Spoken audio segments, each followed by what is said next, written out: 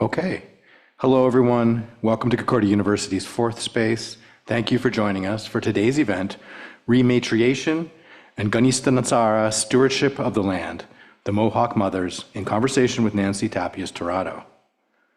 We are streaming to YouTube. We are live from fourth space, and we are located on unceded Indigenous lands here in Tiohtià:ke, Montreal. We'd like to extend our gratitude to the Kineweskwêw Nation, who are the caretakers for the lands and waters we're meeting on, and for their teachings about the earth and our relations with it. Here at Fourth Space, we work with our university community to help mobilize knowledge by co-creating daily activities that examine research questions, projects, and development across the university. And we're running today's event as a live stream Zoom meeting, so we welcome comments and questions there via the chat if you're joining us. And for those of you in the space, if you have some questions at the end, just let us know, raise your hand, and we'll get a microphone over to you. And with that, it's my pleasure to introduce the moderator for today's discussion, the professor and director of First Peoples Studies, the School of Community and Public Affairs, Dr. Catherine Richardson. Kathy, welcome back. Thanks, Douglas. Tanse nito tentek, Kineweskwêw nitsigasen, Kathy Richardson nitsigasen, Nioche for Chipwayan, Vancouver Island, Nia Ote Pemisuak. So I said, yes, my European name is Kathy Richardson, or Catherine, and my Cree name is Kineweskwêw. And I'm very honored to be here with some very special guests today and to be on the unceded lands here, the Kahnistensera. And I just want to start also by acknowledging the Creator, Mother Earth, the four directions, all our ancestors, some of whom we'll be talking about today, and finding ways to offer care for those living here or living in other dimensions, and to acknowledge the elders of this land. We express gratitudes for their teaching, we bring tobacco, and we come in a spirit of learning and gratitude and sharing. So I'm a member of the Métis Nation in Canada. My ancestry is Métis from Fort Chipewyan, where my mom was born, and her mom and her mom. I have a Gwich'in and Cree ancestry, and Métis folks related back to Red River. So I'm also a Concordia chair in Indigenous Healing Knowledges, and we have a project where we bring together different knowledge keepers, elders, healers, people who are engaged in practices to bring harmony, rebalance, restoration to this beautiful planet and to our communities, families, and individuals, and who come with a good heart and mind to repair some of the damages of the past. So Concordia, grateful for this space to be able to do this work. Thank you to Fourth Space. And I just want to express also as a Métis person my gratitude of being able to live on these lands to do this work, where my home is typically from Cowichan territory and Vancouver Island. That's where I received a lot of my teachings, and my background is in counseling and social work. As well as lots of other interests related to healing, cross-cultural support and care.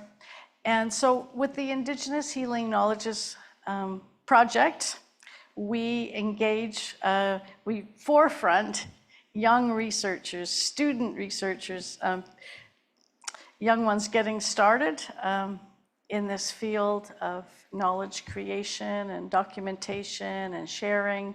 And so we have a few of our team here today: Elise Kephart, Alexandra Nordstrom, a PhD student from Cree territory, and we have Alicia Ibarra-Lemay, who just showed up, and she has both a Mohawk and Chilean ancestry. So I thank you all for coming, and we're going to be in conversation and dialogue for a few hours, and there will be some time for questions and exchange. And now I'd like to pass the feather over to Elise Kephart, who's going to explain a little bit about what we're all doing here today and about her role, or their role in the project. Thanks, Elise. Yeah, hi everyone. So we just wanted to bring together the folks who are at the forefront of rematriation of the land, stewardship of the land here in Tiohtià:ke.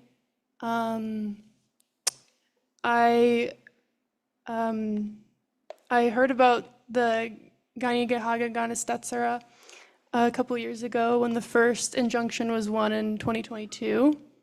And then I remember in 2023, there was negotiations and agreements, but not respected by McGill, ultimately.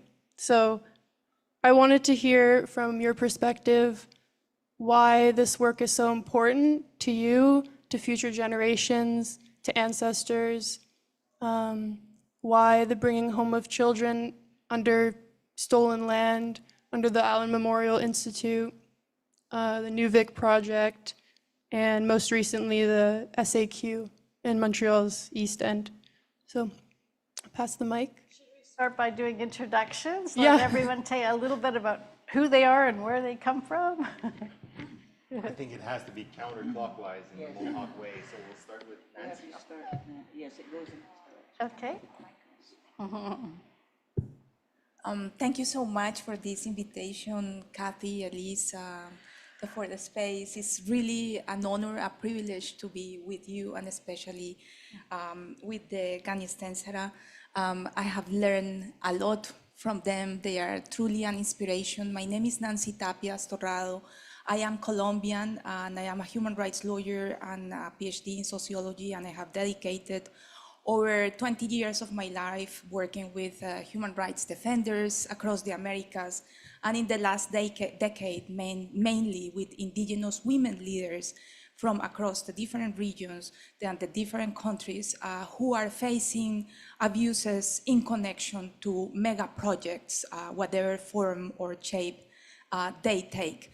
And in that journey, I came across the Mohawk Mothers who have, made things in a way that is truly necessary for us to learn and to follow and to support.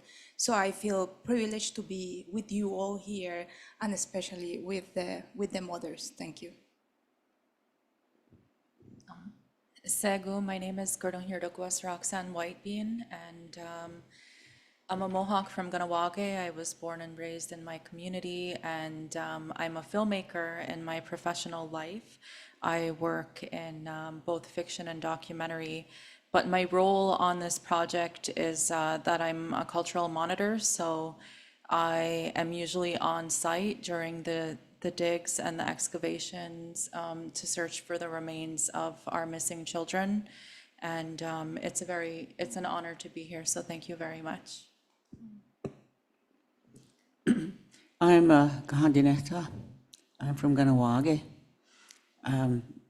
I have worked in Ottawa at the Department of Indian Affairs, just putting my nose in there to find out what's going on, get some information, which I did.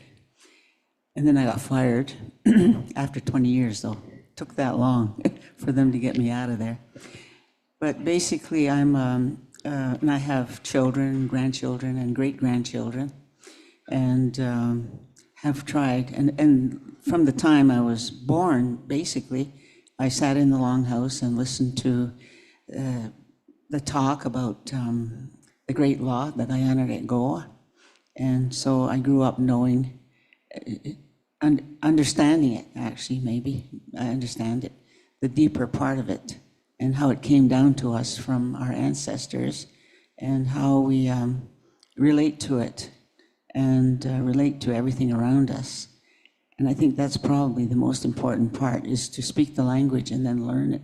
And then the language comes from our Mother Earth, and so we learn the language, we hear it, and then eventually we see it, see the pictures that it makes, and then after that, we start to speak it.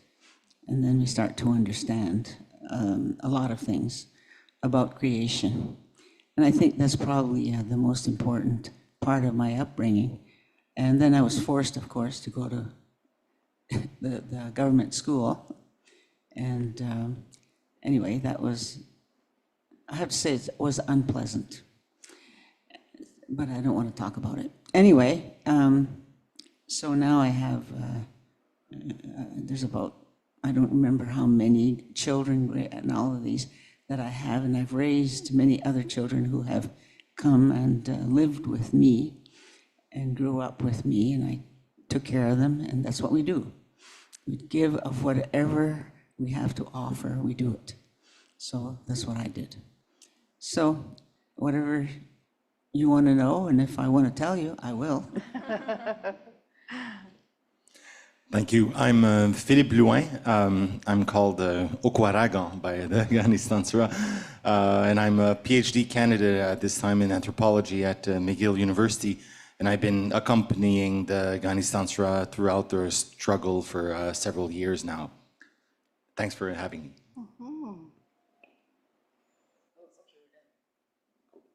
Yeah, so we're hoping that you would just like to tell us about your current project, what have you been doing, and what are some of the challenges that you're facing? And we could start there.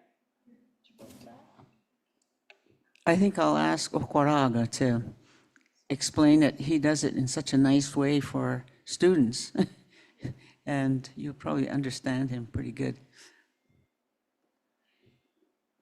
Well, to start from the beginning, perhaps, well, the beginning goes way back because knowledge of what happened to the children who were taken away has been among Indigenous peoples forever when it was happening. And so there was always a memory of these disappearances and a will to find them.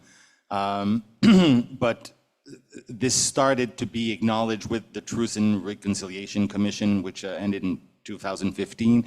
And then the unfortunate discovery of evidence of unmarked graves in Kamloops, British Columbia, which started a nationwide search for unmarked graves on residential school sites.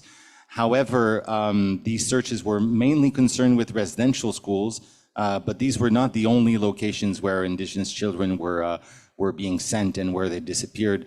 Specifically in Quebec, there were a bit less residential schools, and more children would be lost after being in Quebec's healthcare system. And so there's current searches about that. And that's how it started with the Kahnistensera, with this construction project at the old Royal Victoria Hospital on Mount Royal, whose Indigenous name, Ganengehaga name, is Diganundak, which means two mountains. And so this is also acknowledged at the traditional territory and the location of the pre-colonial villages that were there. And there were many very important archaeological discoveries in the immediate vicinity of the campus of McGill University, the Dawson site. And more recently, around 2017, there was they discovered by accident on at the corner of Peel and Sherbrooke remnants of a longhouse, burials, kernels of corn, purely by accident. And these were really tucked in around old pipes, really, that the site had been disturbed many times over, but there were still these very significant traces. And so the Kahnistensera heard about this construction project happening at the Royal Victoria Hospital site to transform it into a new campus for McGill University, the New Vic project it was called. The thing is that this hospital was a known location where it was a hospital for the poor, and many Indigenous people were sent there, including Inuit people, and all the period, post-war period with tuberculosis and all that. And especially on that land also there is an institution called the Allen Memorial Institute, which is actually McGill's Department of Psychiatry, and also the the outpatient psychiatric service of the Royal Victoria Hospital. And so this whole site was slated for construction, and there were concerns because there were allegations online and also memories from the community in Kahnawake that children, Indigenous children were sent there, notably for intelligence tests. There was this whole network, well, it was an endeavor actually in which the Canadian Army was also involved to do these intelligence tests with Indigenous children throughout the Turtle Island to determine which one, their assimilability. And so they would target children, screen them, and some would be incarcerated in case they were considered unruly. And so there was this memory, but there were also more recent allegations from survivors of medical experiments in this institute. Actually, it was the main hub, the Allen Memorial Institute, of these medical experiments called the MK Ultra program, which is really, this is one of the bases of many conspiracy theories, because it's one of the instances where some evidence was found of the CIA, Central American, the intelligence agency, doing this research on mind control and brainwashing. And so in the 50s and 60s, the Allen Memorial Institute was one of the main locations where these experiments were led by a certain doctor called Ewan Cameron. And so there were allegations from survivors, and there are very few that are still alive right now, but in particular, one survivor, Lana Ponting, who now lives in Winnipeg. She was there when she was 16 years old, and she remembered seeing Indigenous children there. She even befriended one called Morning Star, and who suddenly disappeared one day. And she also remembered seeing at night outside evidence of excavation of what she thought to be burials, clandestine burials happening at night. And so with this testimony, the Kahnistensera, accompanied by really a small DIY team without any funding, without any lawyers either, they undertook to bring the matter. Well, first there was a public consultation brought by the city, and so they made representations there, but actually this public consultation had no decision-making power, and so then they had to address the courts because there was a refusal to cooperate from the part of McGill University and the Société Québécoise des Infrastructures, which is the infrastructure branch of the Quebec government, who says that it owns the land according to the colonial ownership system, although, well, the importance of this land as the location of pre-colonial villages and also the potential unmarked burials brought a strong interest from the caretakers of this land. I think that's what we're here to talk about, is about this land stewardship, what it means for the Kahnistensera. And so this led to a judicial process which eventually was successful for the Kahnistensera. And we've been told this was the first instance in Canada where self-represented Indigenous people won an injunction to halt a construction project. And after this injunction was won in October 2022, there were negotiations that led to a settlement agreement being signed with all the parties. And when we're talking all the parties, on the other side of the table, there were Canada, Quebec, the Société Québécoise d'Infrastructure, McGill University Health Center. They had up to 17 lawyers working on the other side, with no lawyer on the side of the Kahnistensera. Although there was the Kimberly Murray, the special interlocutor on unmarked burials, who was chosen by the federal government after the discoveries in Kamloops to study and assess the legislative roadblocks that make these searches for missing children very complicated. And so she joined also the proceedings as a third party.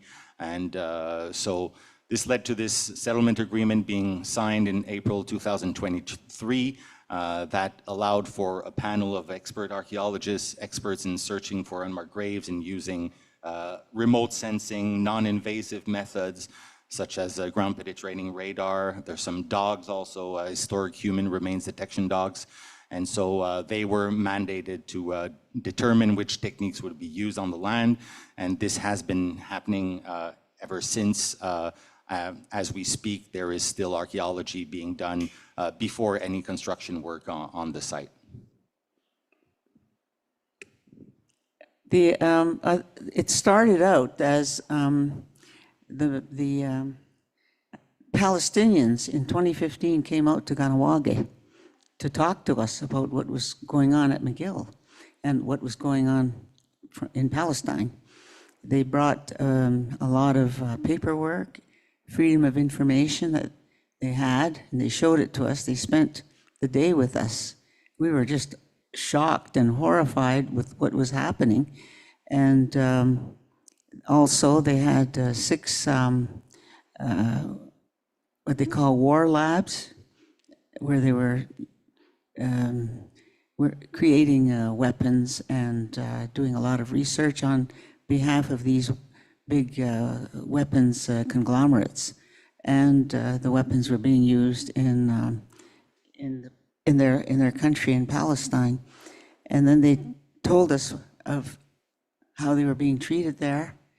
And the reason why they came out to see us was they'd been studying, and they realized that we had been through that ourselves, that we were certainly a much smaller population today than we once were. We were everywhere, and our nations were very large and strong. And they knew about that. So they left, and a few days later, I was thinking about all the things they had been saying. And one of the other people and I went to some of their meetings and started learning more about what was happening there in Palestine. So I decided to write a letter to the university, to McGill, and it wasn't a letter. I seized McGill University. Just myself. I signed it myself because I can, because I am a sovereign person, and this is my land, and I have duties and responsibilities to take care of my land. That's our mother. So I wrote this seizure notice, and one of the things I asked for was that they have no right to be creating these weapons of mass destruction, all kinds of weapons to attack people in other parts of the world. They had done that to us here, so we've already been through it and still going through it in other ways. Anyway, so that was a part of it, and I asked them to produce a receipt for this land that they call their own, and that's one of the things that they couldn't provide.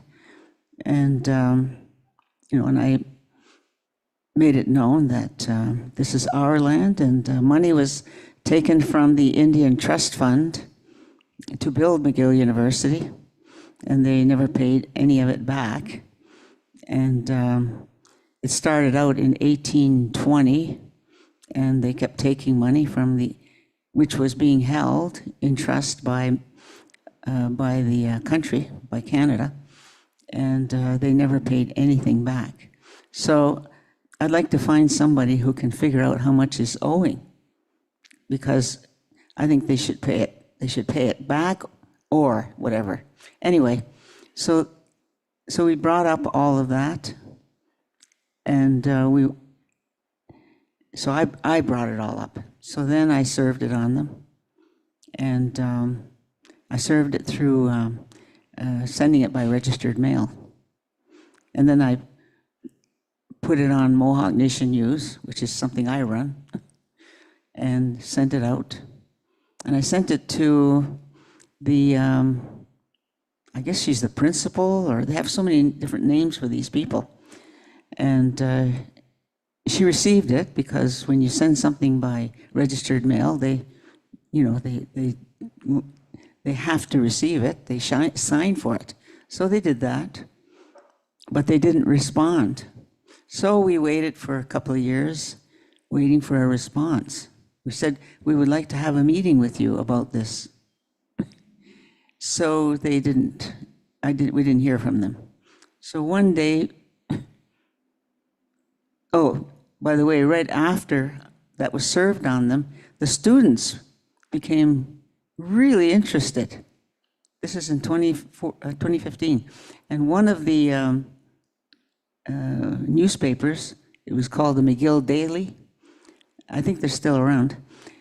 This guy called up and he says, do you think I could interview you about this seizure you've taken against McGill? I said, no. He said, why not?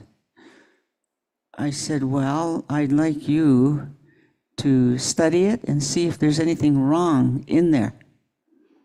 So he called me back about 3 days. He said, every single thing you said in there was true. So I said, okay, you can interview me. So then I thought it had died down, but they were having a powwow in front of McGill. This was about a year later. And I was there with my granddaughter, who was a McGill student. And we were walking around. I said, you go and talk to your friends. I said, I'm just going to walk around. So I'd walk up to people and I'd say, I'm Kahnistensera, I'm from Kineweskwêw, and I own this land here, and I own this university. Really? Then I'd explain it to them. And then I'd go and talk to some other people, and some of them said, hey, I've wanted to meet you. So we'd talk. And then there was one guy that said something to me. He says, I'm a law student. And we had a great big meeting about that seizure that you filed on us. I said, really? Yes, we were there all day. Everybody was there. I said, well, what happened? He said, well, we went through the whole thing all day. And at the end, it was decided that if this ever went to court, I would win. That's what he said. So then everybody said, well, then what do we do now? They said, nothing. We're going to set it aside and never talk about it again. He told me that. That's what they did. But they did do something. They started to put something in there, I guess, on the, whenever you go on site of something about McGill, it says that this is Indigenous land, the Kineweskwêw, and also that it was never ceded, and they acknowledged that. I said, well, that's a change, but I still wanted to meet with that woman that was the prime minister there at McGill. Anyway, but I didn't hear back from her. So then things went on for quite a while, but that afterwards, people talked about it. Some students knew about it, but it was kept pretty quiet. So me and another Mohawk mother decided to do something about it, 2 of us. In the end, there was 4 of us that finally took it to court, and we signed on. My signature is like this.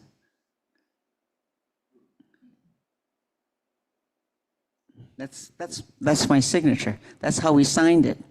At first, there was a bit of a fuss, and we said, oh, our people signed a whole lot of stuff back in the day.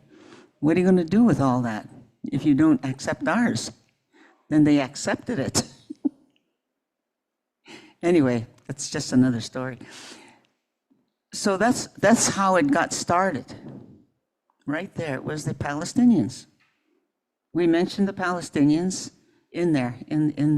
And the other day I was walking around up on McGill, where the encampment is, and they had a big stack of those papers They were giving it out to people to show that this has been ongoing, that it is something that started quite a while ago. So I just thought I'd tell you that.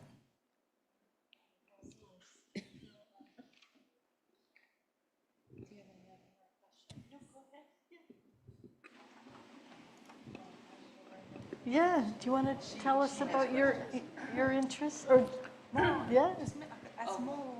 Yes. A small comment, because when you told me about the whole story and how it started and all that, being a human rights lawyer, I was like, you don't have a lawyer? And Philip Okarawa was like, no, but you don't understand, we don't have a lawyer. I'm like, how are you, facing the whole system? And then Kahnistensera was like, very clearly, we have in us what we have to say whenever we have to say, because we are part of creation and creation is part of us. And it's, the way they approach the whole problem and how it has evolved, and the fact that they managed to get where they are representing themselves with their own traditional law, with their ancestral law given by creation, and following what the ancestors said and how they said it, I find that particularly important at a global scale, because many others are also doing that, some with some success, others with not success at all. But we really need to learn more about that experience, because it's something that is having an impact. And I find that particularly important. You want to hear about it? How we did it? Well, we filed and we signed it the way we sign it, and we took it to court, filed it, did everything, no lawyers, just ourselves. And we had two men's fire with us. They are I hate to say this, but they're the warriors who everybody's so afraid of. Anyway, they're part of it. They're part of our life, and they are there to protect us. So we filed this, and they had to accept, they accepted it. We appeared in court a couple of times, and they tried to make us get some lawyers, and we said no, we would never get lawyers, because they pledge allegiance to the crown and to everybody that's trying to kill us. So no, we're not going to allow that. We're going to use our own power as individuals being placed here by creation on this earth to take care of our mother, each other, and everything that grows here. That's who we are, and we will do that ourselves. So, of course, the other party started sending us, I don't want to say too much about it because it's still in court, but I'm just going to tell you how it happened in the beginning. So then they started sending us piles of different cases that had gone on, how, we were going to lose this case, we're going to lose it. There was thousands of pages. Anyway, eventually the judge saw that that they couldn't argue this, that was our right. We're here, we're the first ones here, we're here to do that, take care of the land and so on, and this is how we're going to do it. And we could speak for ourselves, and that's what we've been doing for 2 years now. Well, actually, it was pretty interesting because it was the way that the Attorney General of Quebec responded when the Kahnistensera represented themselves in court. Quebec asked for them to have a lawyer, and made a motion, and we have to force a lawyer on them. But what happened is that the Kahnistensera then made amendments to the original application. To say, because in the Quebec law, any given group can only be represented by a lawyer.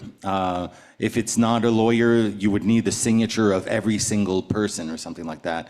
But then what the Kahnistensera said in their amendments is that it's like there is a cultural prohibition with relinquishing personal individual sovereignty to a lawyer.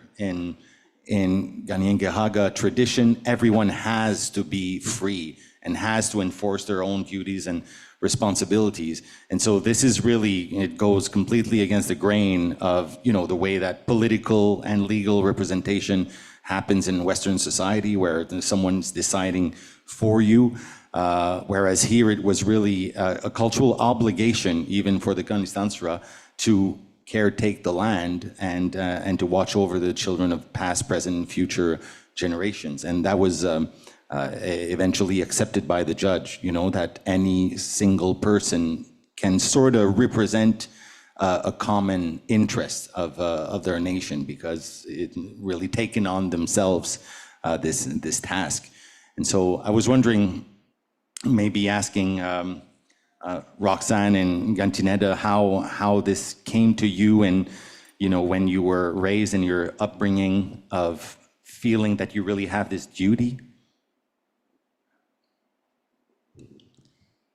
So I was, A pretty challenging road, and we're just so grateful that you're here today and fighting for those behind and in front. We don't want any more children removed from communities and from their teachings and their loved ones and elders. And it's just so important that you're a role model and you continue this. And I'm just so in awe of how you just keep putting one foot in front of the other and just keep going, and someone will put up a new wall and you'll just kind of see if it'll push down, or it's not on. Yes, no. Okay. Yeah, so you put one foot in front of the other, you keep going till you hit a wall and you push to see if that wall's gonna come down or not, and if not, you get help. But always maintaining that sense of sovereignty, that it's so important, that concept of dignity and personhood, and I'm not gonna give that away to the state, to the crown, to a lawyer, but I'll stand in my whole being for my people, with my people, to do this. I just wanted to offer that reflection, and it's so great that they have you behind them, holding up this work and going between the worlds, right? I mean, if we all go between the worlds, but you really are working in the system. If you are studying at McGill, the place where you're challenging, I mean, even that has its tensions, I imagine. Okay. Yeah. So Nancy, did you want to? To add something? Yeah, just. No, I mean, it's, I come from Latin America, and we always look up to Canada and other countries. I think it's part of the system itself that has told us to kind of do it that way. So when I arrived here with all my work in Latin America, of course, I thought I was going to find many solutions and advanced, formulas or laws. And then the more I hear and the more I learn, I truly believe that there are many common problems across the whole region, independently of who has done what, wherever, or what colony, or, if it's from one side of Europe or the other. And yet, in essence, what you are doing, defending the land, the people, the dignity, with such a courage, is a true inspiration, and the fact that you are doing things in a way that is not only for your people, I believe is for all of us, because there is clearly an imbalance in the world and Mother Earth. And I'm here just sharing with you some of the things I have learned also from the Kahnistensera and other Indigenous women leaders across the Americas. That imbalance, we are feeling it in many different ways. And one of those is, for example, the climate emergency we are facing. And it's because you use a word that explains it very clearly. Things have been deeply disturbed. So what I see in what you are doing is that you are healing all of us, healing the land and healing so many families. And I very much appreciate that. And we need more of that. That's my small comment right now. Thank you. Yeah, maybe there's one. I don't know if you followed in the news these last weeks. There was François Legault, the Prime Minister of Quebec, regrettably, who made this announcement for a new museum of the Quebec nation, and he brought in this museum's official historian, who made this quote that shocked lots of people, because he said. Well, Indigenous people are not part of the exhibit because the history of Quebec starts with Champlain when he came, because history is writing, and so if it was before there was any writing, well, it's not part of history. So this is like the current ideology that is running this province. But just the way that the Kahnistensera struggle and related to the land, how, you know, it's really fighting for some basic respect in the protocols that will allow for excavation, for this disturbance of the land to happen. And we know that all development projects really rely on this, you know, the land disturbance. But there's something, because one of the upcoming challenges of this lawsuit will be a constitutional challenge on the Quebec Cultural Heritage Act, which regulates the archaeology, the way it's been done. And this law was devised in the 60s at a time of great nationalism for French Canadian, and I am French Canadian myself, or Québécois. But all these words are ultimately Indigenous words, you know, Canada, Quebec, but Quebecers don't even know what it means. But anyway, so this law presents everything under the ground as being the property of the Quebec state and part of Quebec's cultural heritage. But how is it that when you reach a certain depth within the soil, things that are there were put there before the first settlers came? And so if Quebec is rejecting its own, you know, the history before the first French settlers came here as being part of its legacy, well, how can it deem to have property over what's within the ground? And so this is the general problem of, well, this necessary rematriation of all is existing reality, you know, starting with under the ground. And this is a way just to put back, you know, in the hands of the real caretakers of this land, the remnants of, you know, the people that were here before. Everything under the ground, for example, you can take some carrots to have a pollen count of what existed before, and this is fascinating because you can recreate the whole forest. And how land was managed beforehand. But this is destroyed when there is a development project and they build a 10-story underground basement, and all this soil is gotten rid of. So this is also the proof, and as Canada acknowledged a genocide against Indigenous people, this soil that is being gotten rid of through development is the forensic proof of these crimes against humanity. And that's also a reason why it has to be preserved and why it belongs to Indigenous people. I had an interesting meeting. Well, there were some police there at the encampment, and just near the erotic gates. And there was another person and myself, Ellen Gabriel from Kineweskwêw. I said, let's go and say hello to them. They're all standing there and they're black, all dressed in black. And the boss there was a tall woman. I said, let's go see her. So we did, and we were all happy and smiling. It was a nice day. I said, how are you? We just came over to say hello to you.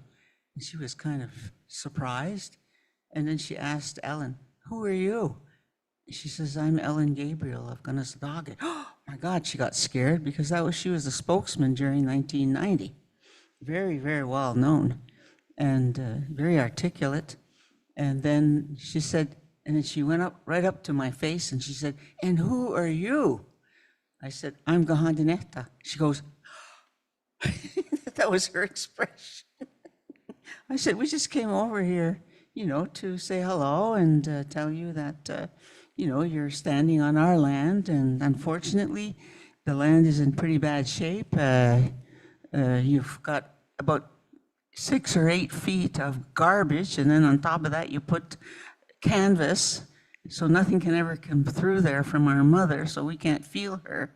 And then you put some grass on it. I said, just think of what you're doing to our mother and she can't feel us, the people walking on her, because that's where we get our energy. That's where we get our, our inspiration, is to walk on her. And she started saying, oh, I didn't know that. I said, yes, you're on my land. You are standing on my land, and you don't get anything out of it. I said, look at this, look around you. That is ugly. It is so ugly. I think you should tear it all down and bring it back to the way it is meant to be, showing our mother naturally. And then she got very upset and she walked away. And first she started to cry.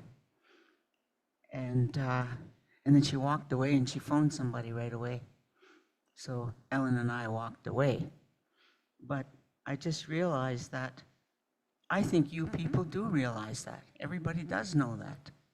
And we've got to respect our mother. But I said to her too, I said, all you've done is you've pillaged and you've raped our mother. I said, we can't stand it. We can't stand it. We can't even feel her.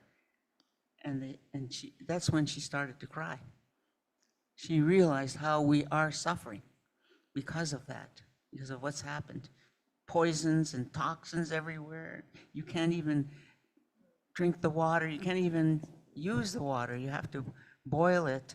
All these things, stopping the natural, relationship that we have with our mother. And we want to have that back. We have to have it back. That's why we're here.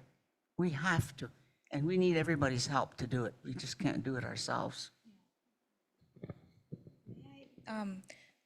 Just to say, I was truly shocked. I went one day to the office of the Kahnistensera in their territory. And then, of course, I had to go to the bathroom. And when I was about to wash my hands and put a little bit of water in my face, as if I would do it here at the university or in my house, the smell was not nice at all. And then, for me, that's shocking because it's just the other side of the island. But we are in the same territory and it's their land and they have no access to that clean water. And it is an issue. And then when I went out, I saw the water bottles.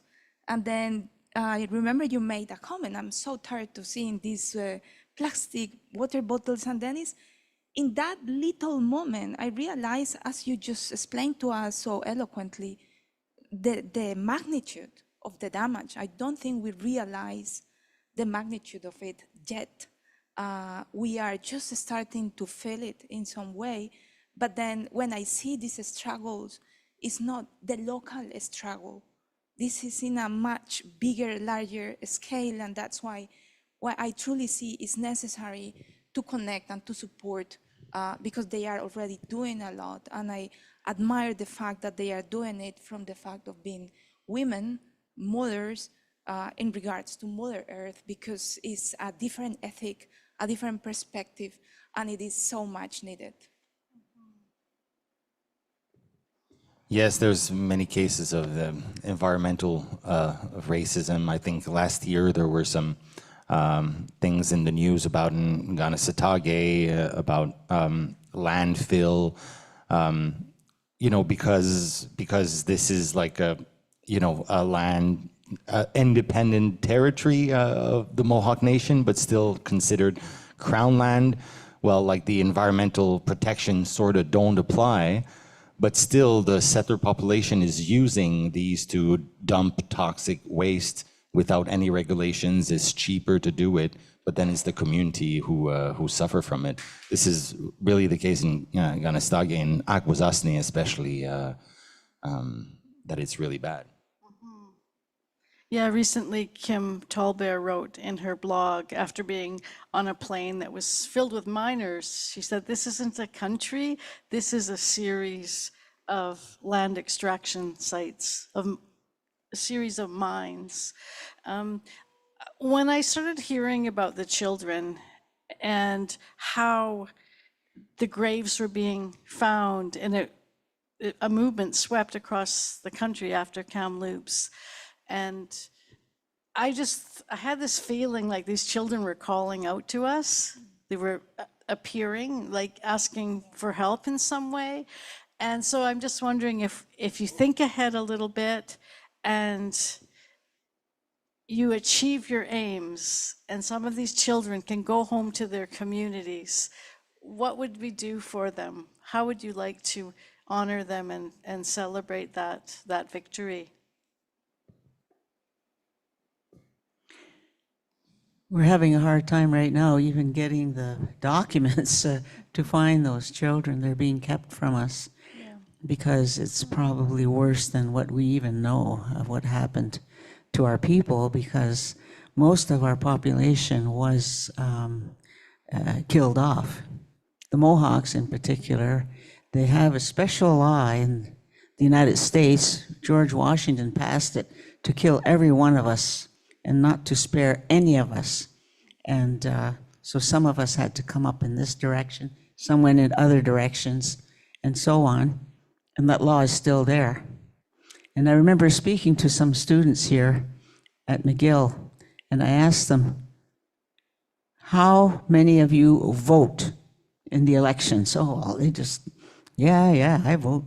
I said, do you know what you're voting for? They said, what? I said, well, you're voting for the Indian Act, the Indian Lands Act, the Civilization Act, and all these acts that are out there to kill us off.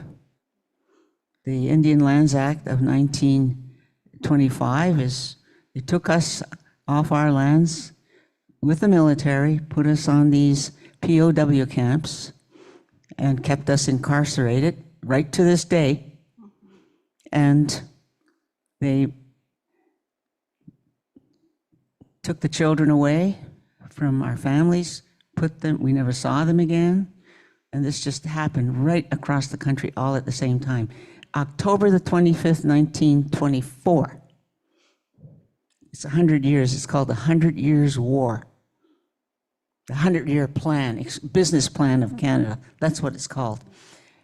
Oh, that's what we call it. But they called it that too. And so in 100 years, they were to completely annihilate us. If there was any of us left, we would just, with a stroke of a pen, we were going to no longer be Native people. Their law would make us into white people. I don't know how they're going to do it, but that. So now, October the 25th is coming up. We want people to know that that's coming up and what it signifies. Anyway, I told these students that, and I said, have any of you ever tried to stop that? These laws that you've made, that you vote for to kill us off? Have you ever voted and said, I'll not vote for this, I will not vote for this government that's doing this? And none of them, not a one of them ever even knew anything about it. But I'm going to tell you about it, because it's time for you to stand up and do something about that law, those laws. They're going to put it into fruition this year, 1924, from 1920, am I getting all my dates mixed up? It was in 1924, and this is now 2024. So it's the 100-year plan. The plan was called the final solution to the Indian problem. And you know what that solution is? That there will be no more Native people here. That's the problem that they're trying to get rid of, is us. And it's still on because they never took away that law. It's still there. And also there is nobody that ever got punished for what was done to us. all the murders and all the things that were done to us, the genocide. Nobody has been punished for that. Yeah, on the contrary, if you go to McGill, you see, Lord Strathcona, Donald Smith everywhere, all across the country. And that man was instrumental in getting residential schools up and going, like you call them, prisoner of war camps. Camps for children. We have a course in First People Studies called the Indian Act and Resistance to it. And in researching that course, another nefarious year was 1936, because they were always changing the act to suit their needs. But in that year, they changed the so-called governance or the oversight of status First Nations people from the Ministry of the Interior to the Department of Lands, Mines, and Resources. So the mining company CEOs were making the major decisions about First Nations people. So it shows that marriage. And in a minute, I'm going to pass the mic to some of our students to offer a reflection or question. But I saw, Philip, you wanted to say something.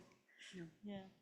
Oh, no, well, just about this Indian Lands Act, 1924, 1936, when Indigenous people were, being under mines and resources was like considering them as part of, the landscape or part of or with the animals, it's like part of the landscape and not as human, and that's how human rights were deprived. But the way that what's the most frightening is the very duplicitous way in which these termination policies are done right now today.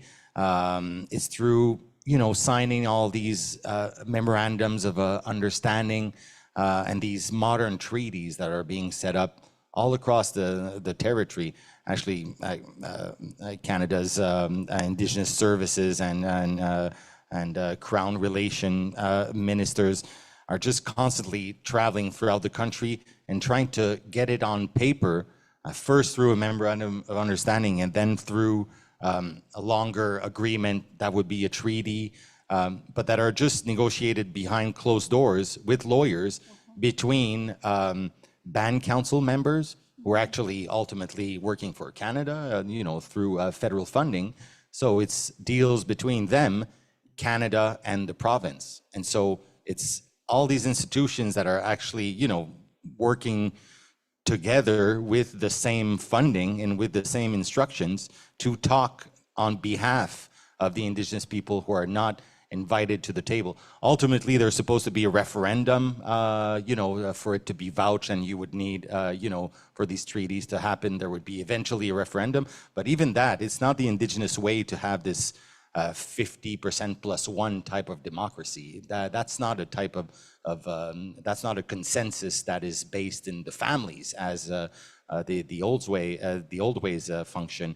And so in all these treaties that are being elaborated amongst these lawyers behind closed doors, the thing that Canada always pushes to appear in those treaties is a small clause called a certainty clause.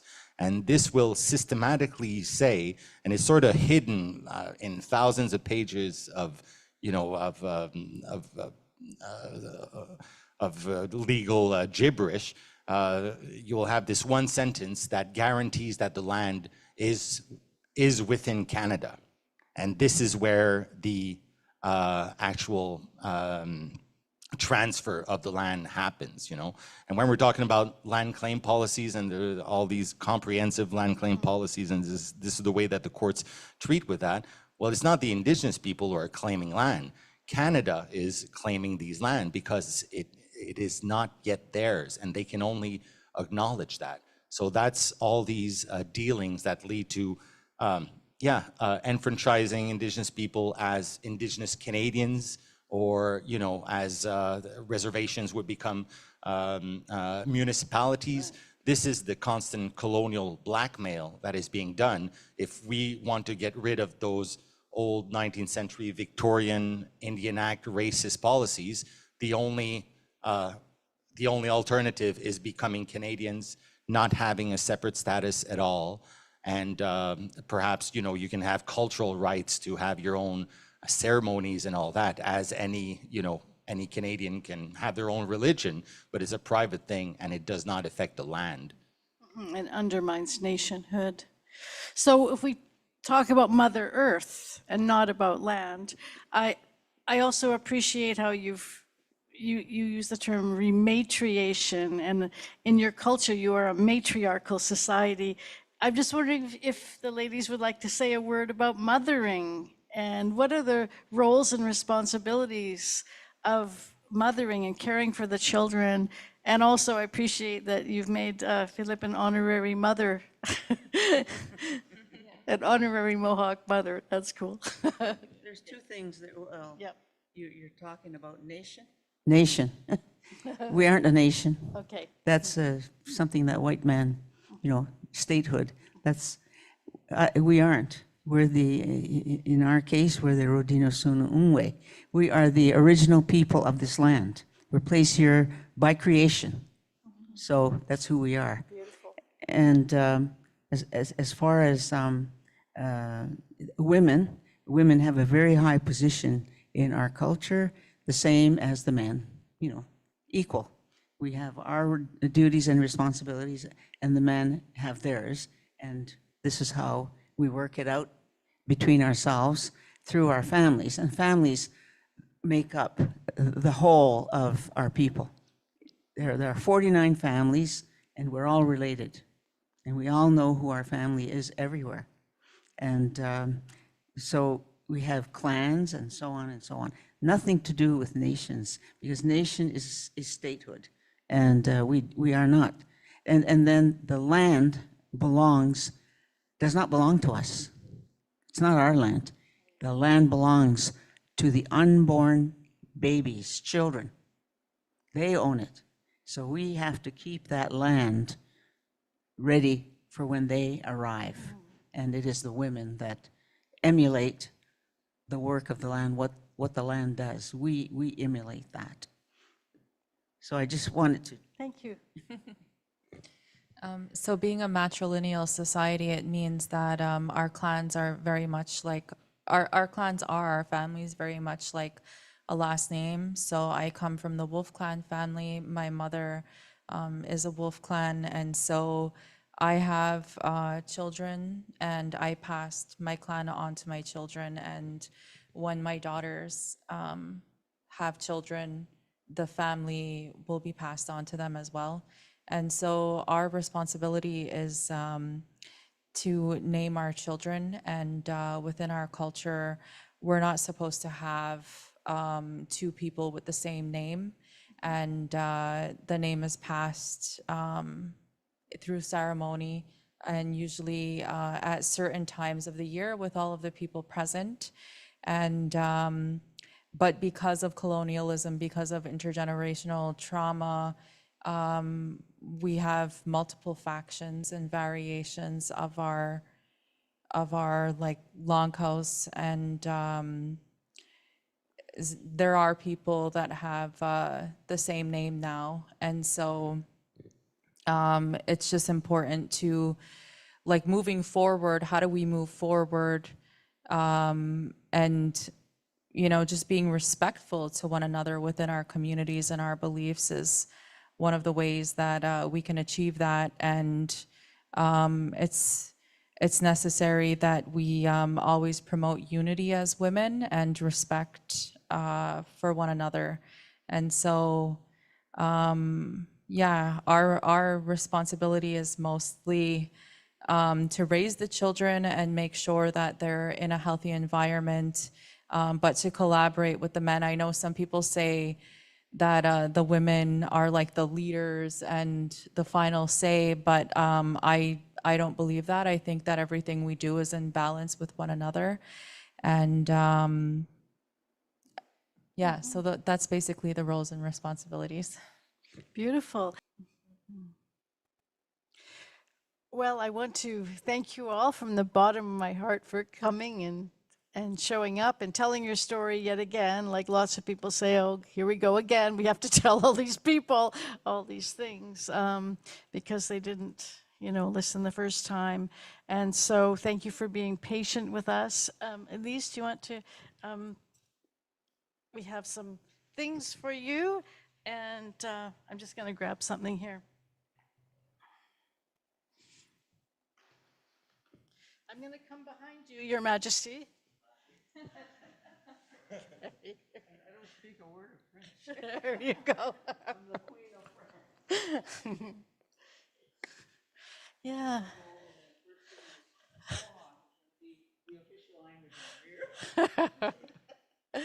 So I would like to invite all of you to come and form a half circle here, and we're going to sing an honoring song for our guests today. And this song is called the Warrior Woman Song, and it was brought by Martine Lapierre to different eco-protection sites in the land that's called British Columbia. But this song is used for many campaigns, and in the downtown east side, for example, every year, like on Valentine's Day, there's a large gathering, and the people walk through the streets, and they stop wherever a woman has been murdered, and they do a smudge, and they sing this song. And so I'm going to teach it to you. At least come and join us. Yeah, so you hold the mics for the drum. Thank you. We need as many voices as possible here. Oh, thank you. This Bill. So I'm going to do the first round, and then you join in once you get the tune, and then we'll do 4 rounds all together, one for each direction.